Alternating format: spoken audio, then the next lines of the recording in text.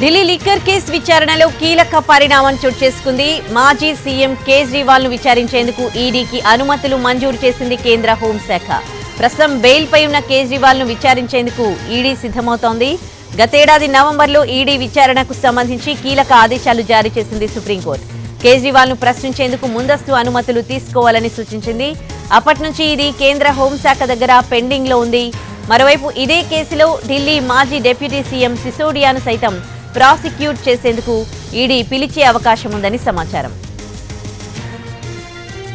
ఢిల్లీలో మద్యం అమ్మకాలకు సంబంధించి అక్కడి ఆ ప్రభుత్వం 2021లో నూతన లిక్కర్ పాలసీని అమల్లోకి తెచ్చింది. సాధారణంగా ప్రభుత్వం టెండర్లు పిలిచి ప్రైవేట్ వ్యక్తులకు మద్యం షాపులను అప్పగిస్తుంది. ఇందుకోసం లైసెన్స్ ఫీజును, మద్యం అమ్మకాలపై పన్నులను వసూలు చేస్తుంది. అయితే ఢిల్లీ ప్రభుత్వం తెచ్చిన కొత్త పాలసీలో మద్యం షాపుల లైసెన్సుల జారీ, పన్నుల్లో అపరిమిత రాయితీలు ఇచ్చింది. దీనికి తోడు మద్యం హోమ్ డెలివరీ, తెల్లవారుజామున 3 గంటల దాకా షాపులు తెరిచిపెట్టుకునే వెసులుబాటును ప్రభుత్వం కల్పించింది. ఈ పాలసీ కింద 849 మద్యం షాపులను ప్రైవేట్ వ్యక్తులు, కంపెనీలకు అప్పగించింది. ఇక్కడి ఆ ప్రభుత్వ పెద్దలు తమ సన్నిహితులకు భారీగా లాభం జరిగేలా వ్యవహరించారని ఆరోపణలు వెల్లువెత్తాయి.